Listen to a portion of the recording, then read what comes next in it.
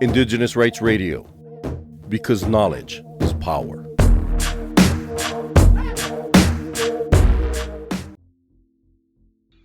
Good morning. We have hope that everything is going well. Today we would like to extend the passing away of our President, His Excellency Dr. Hage Geingob Godfrey. During this hour of grief for the Geingob family, our thoughts and prayers are with the bereaved family, the First Lady, Madam Monica Geingob, the children and grandchildren, including the entire family.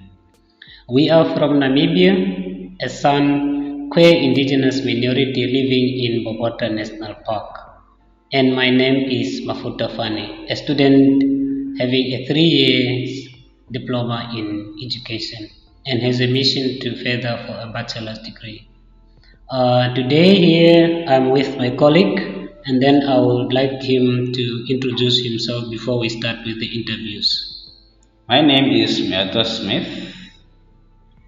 I am a resident of Bwabwata National Park and I live both in Omega and Cheto. Alright, thank you Mr. Smith for introducing yourself. And then today we would like to share with you three incidences that we are doing. The first one is the roles of the defenders in protecting our territory. Secondly, the threats and challenges faced by the defenders. Thirdly, the defenders and the environment. The last but not least, we'll be looking at the achievements of defenders in the care and protection of their territory. And then I have the first question for you, Mr. Smith, if you are ready. What are the roles of the defenders in protecting their territory? Before I could mention out the most important part of the roles, I would say that about 6,700 Khwe are currently living in the park, which is called Bwabwata National Park. And our land defenders play an active and increasingly visible role in actions intended to protect, honor, and make visible the importance of land. The Minister of Environment, Forestry and Tourism took over control of our territory in 1990 so that the park will properly run as a conservation area after independence. A survey was conducted in the park at independence to investigate the status of fauna and flora after the occupation, to assess the circumstances of the local Khwe indigenous or inhabitants living in the park. This survey laid the current foundation for the current management approach in the park, which has a core conservation area in the west along the Okavango River, multiple use area in the central part of the park, and core conservation area in the east of Kwango River. With assistance from NACSO member organization IRDNC, Integrated Rural Development and Nature Conservation, the Keramasan Association was established in 2005. It represents over 6,700 people residing in the park so that they may manage and benefit from their own natural resources. Training and the promotion of involvement in community meetings have empowered previously marginalized people, especially women. Bwabwata National Park is divided into 3 core areas reserved for wildlife and a multiple-use area where people can settle, plow and use natural resources subject to the park's restrictions. In the villages in the multiple-use area, the government of the Republic of Namibia provides infrastructure and services such as boreholes, schools, clinics and food aid. The legitimate body to represent the residents of Bwabwata National Park, namely the Khwe and an increasing number of Hambubushu and other Kavango people, is the Keramasan Association. All commercial use of land and natural resources within both the core and multiple-use areas, such as the constructing of hunting concessionaires, tourism activities, the commercial harvesting of devil's claw or large-scale agricultural projects, needs to be authorized by the Minister of Environment and Tourism. Through the KA, the park residents are awarded rights to benefit from natural resources, and the KA manages the communal income from tourism and trophy hunting. The issues of sound control over tourism and land have required a great deal of patience, motivation, and commitment from all parties involved. Development of infrastructure, provision of equipment, and park planning is being supported by the German Development Bank (KfW). The Ministry of Environment, Forestry and Tourism is committed to working with the residents in terms of joint venture and benefit sharing. A technical committee has been formed consisting of all the main stakeholders in order to advise the Ministry of Environment, Forest and Tourism on management issues. Park presidents have formed their own representative body, the Sun Association and the Association on Community Game Guards, working with the Ministry of Environment, Forestry and Tourism staffs to prevent poaching and the unsustainable use of natural resources. Park staffs work closely with Kermasan Association, community forests, non-governmental organizations, and other government departments to jointly manage the Bwabwata National Park. The park is partially fenced, and these fences have to be maintained, particularly because of veterinary controls of the southern boundary, which is Muyatwa. Poaching is low or been in control due to joint efforts of Ministry of Environment, Forestry and Tourism and the community game guards employed by the Kermasan Association. The relationship between the Kermasan Association and Bwabwata National Park is a unique experiment in park management. Rather than create a park without people, the inhabitants of the area have been incorporated into the park. Instead of hunting in the traditional way, some people earn revenue from managed trophy hunting. In return, many of them work as game guards, together with Minister of Environment, Forest and Tourism Rangers to counter the threat of poaching. The KA or Kermasan Association employs 66 staff, making it the largest employer in the park. A craft center has been set up close to the eastern entrance to the multiple-use area of the park to sell traditional Khwe baskets and other crafts. Another important income stream for residents is the sustainable harvesting of devil's claw, which is used by the pharmaceutical industry. Devil's claw, which is a tuber with a thorny outgrowth, is organically certified and much in demand. In 2023, income from harvesting was more than 90,000, with profits going to 1,562 harvesters, 976 of whom were women. With support from Finland through the IRDC, which is the Integrated Rural Development and Nature Conservation, the Kermasan Association has raised the living standards of one of the most marginalized groups in Namibia through the sustainable utilization of natural resources, resulting in improved conservation. The commitment of the Khwe to transmit their ancestral land as well as their cultural identity and practices to future generations finds expression in the continuous use of their language and cultural practices. The formation of the Bwabwata Khwe Custodian Committee, involved through help by the Natural Justice, had plans for a traditional ecological knowledge academy. Most recently, they have signed a bio-cultural community protocol determining the Khwe community's values, procedures, and priorities, as well as the rights and responsibilities under customary state and international law as the basis for engaging with external factors such as the GRN, companies, academics, and NGOs. The Khwe Biocultural Protocol defines Bwabwata National Park and the lifestyle of hunting and gathering as given to the Khwe by God. Once the Biocultural Protocol has been officially launched, it will at least ensure some form of recognition of the collective existence of the Khwe and might help to advocate greater access, use and management rights in the Bwabwata National Park areas, as well as the development of a cultural center for teaching traditional knowledge to Khwe children in the multiple use area.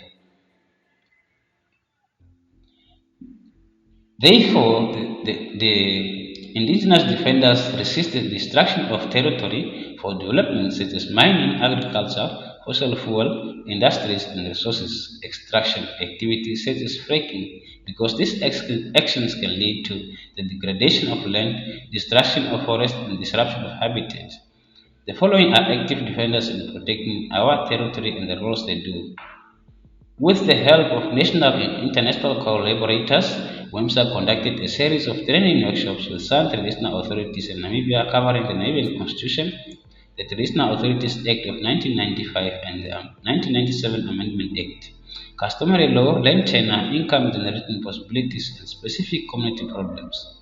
At the end of 2001, the San traditional authorities and some community members determined further training needs, resulting in a training plan for 2002 covering human rights, specific laws affecting traditional leaders and San workers, leadership and representation skills, and social literacy and English communication skills.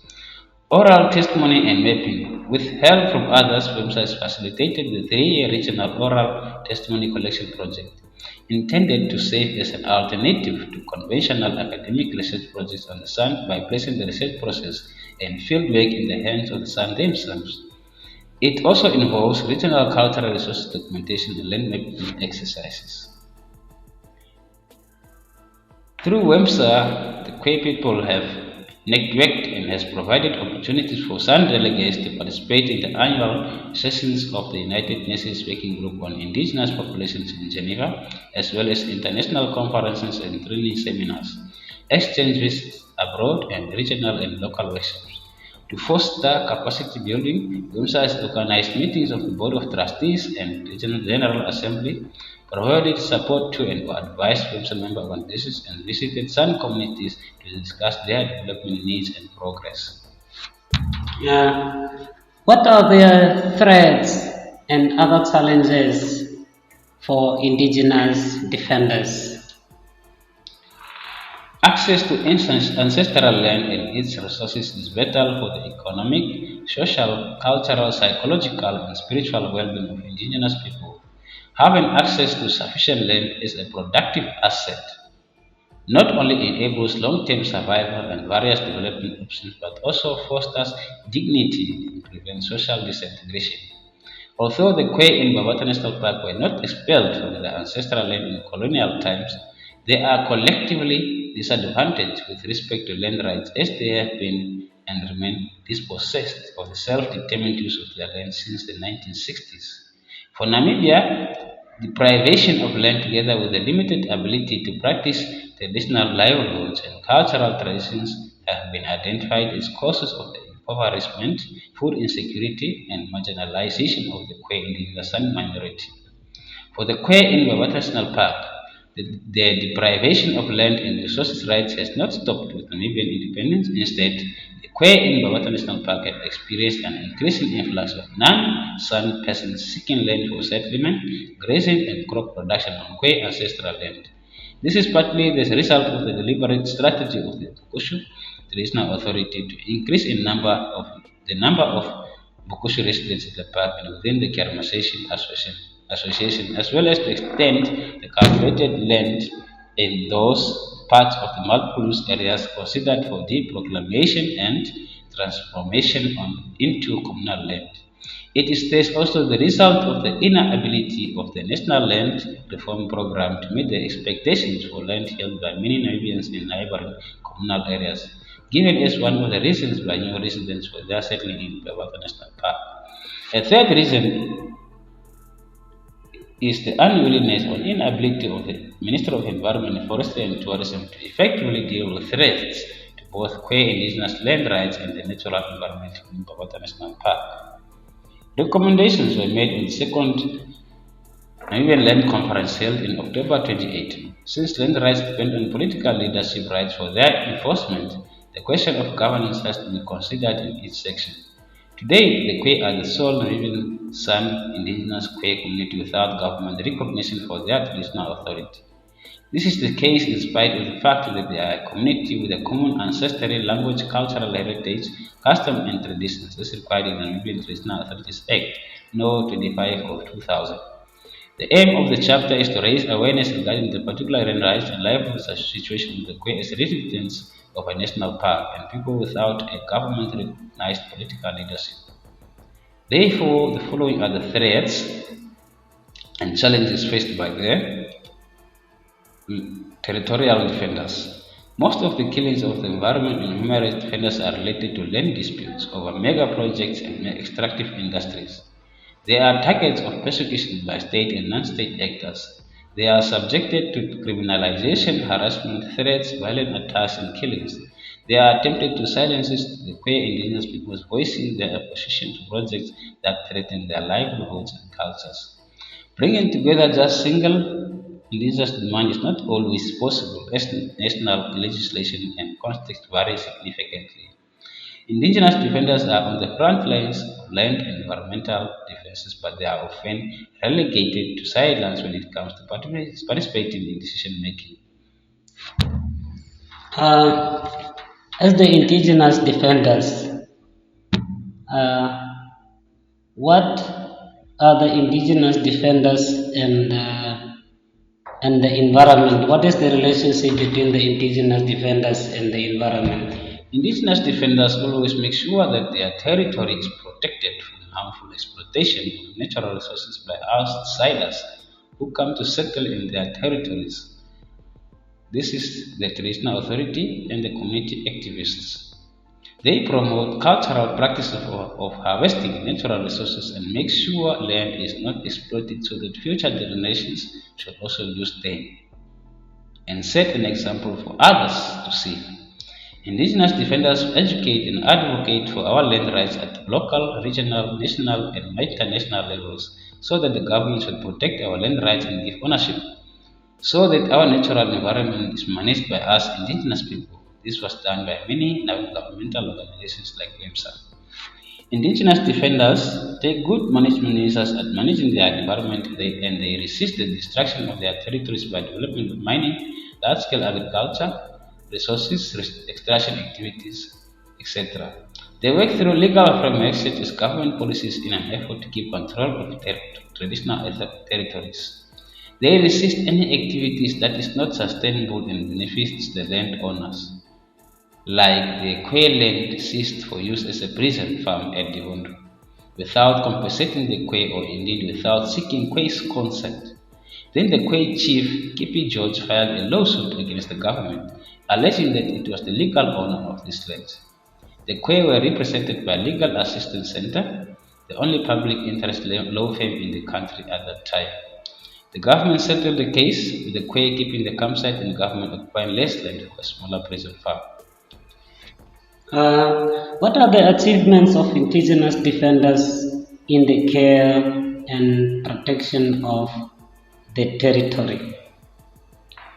UNIDREP, United Nations Declaration on the Rights of Indigenous People, has advocated and done many workshops with the Khwe or the San people in Namibia. In that regard, however, it considers all Namibians, indigenous and San rights as being adequately respected by their equal enjoyment of human rights as guaranteed in the Namibian Constitution. On the grounds that all Namibian citizens who are descendants of pre-colonial communities are indigenous, the Namibian government has also long refused to recognize ancestral land claims of the San as indigenous people in terms of UNIDREP. It prefers to speak of disadvantaged communities with respect to land ownership and most marginalized people with respect to rights to the satisfaction of basic needs. It acknowledges that the San are among the most marginalized people and has established a San development program under the auspices office of the Prime Minister, but this has been criticized for inadequate funding and the unsustainability of individual programs and the attainment of very few long-term improvements. In July 2019, the Legal Assistance Center recorded a statement on Khwe ancestral land by Khwe representatives and submitted a claim of ancestral land rights and restitution to their commission. Together with the anticipated launch of the BCP, this gives hope for the recognition of Khwe land use rights and rights to self-determination in the future. However, for today, their situation remains precarious and characterized by insecure land tenure, a lack of self-determination, poor livelihoods, as described in many documentations. The earliest written sources dealing with this stretch of land, formerly known as West Caprivi, are from German colonial times and depict it as Khwe land. After a reconnaissance trip in 1903, Lieutenant Folkman from Grootvan reported that a military post would be very easy to establish between the Okavango and the Chobe, which is Kwandu, because only Bushmen were living there. Franz Seiner, an Austrian geographer and race biologist sent by the German colonial government to explore the economic value of the strip, called the area between the Okavango and Kwandu rivers Hoekweveld, after its inhabitants. This is the Khwe, Ukwe or Khwe. Despite numerous land defenders protecting or voicing our call to ancestral land rights, the Namibian government has sidelined all the recognitions as nothing is implemented. And although history tells that we are the right owners, communal land right is not recognized by our state. And the Khwe people as indigenous minorities' rights are not respected of their human dignity. On conclusion, we would further say that land defenders have done a great job for many years and we have seen the impacts and we still hope more has to be done. Thank you. All right, thank you, Mr. Smith. We have come to an end of our interview.